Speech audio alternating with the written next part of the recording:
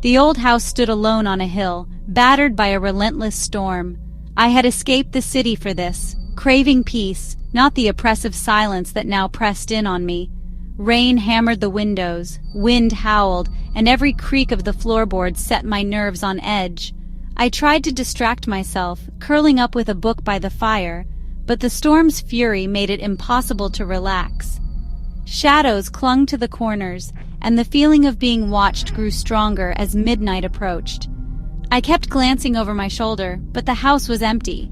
At least, that's what I told myself. The storm raged, and I felt like a trapped mouse in a den. I lit candles, but the darkness seemed to linger, watching me.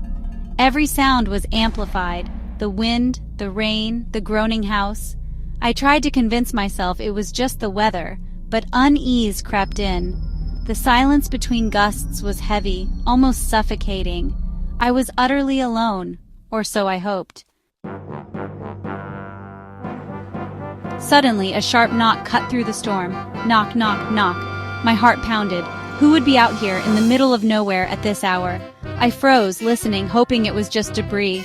The storm's chorus returned, but I couldn't shake the dread. Then louder. Knock, knock, knock. Someone was definitely at my door. I crept to the peephole, but saw only darkness and swirling rain. "Who's there?" I called, my voice barely audible. No answer, just the wind, mocking me. I hesitated, torn between curiosity and fear. The logical part of me said to ignore it, but something deeper urged me to find out. The storm outside was nothing compared to the storm inside me. I tried to convince myself it was a prank. Kids from town, maybe. I sat back down, determined to ignore it, but the silence was worse than the knocking. Minutes crawled by, the storm easing to a whisper. Then, knock, knock, knock, from the back door. Fear replaced anger. How could anyone move so quietly in this weather? I crept to the kitchen. The back door was locked tight. Then right beside me, knock, knock, knock, on the window. I jumped, heart racing, but saw only my own reflection in the rain-streaked glass. This wasn't a prank. The air felt charged, as if the house itself was holding its breath. The knocking was no longer outside. Something wanted in, and it wasn't leaving. The knocking stopped, replaced by a suffocating silence.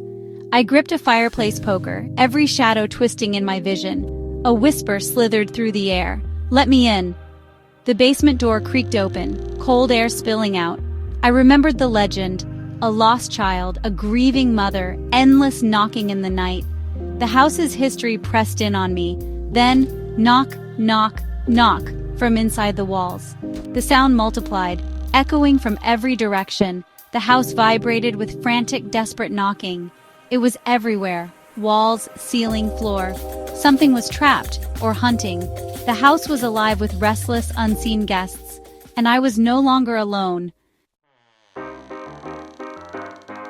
I huddled in the center of the room, poker clutched uselessly. "What do you want?" I screamed. The knocking stopped. Silence fell. A whisper, right behind my ear. "You already let me in." I spun, but nothing was there. Just cold breath on my neck. I remembered my hesitation at the door. That was all it needed. The candles flickered out, one by one, plunging the room into darkness. Shadows gathered, forming a tall, faceless figure by the basement door. It pointed at me as the last ember died. My scream was swallowed by the dark. The final knock echoed from inside my chest. The house was quiet again, waiting for its next visitor.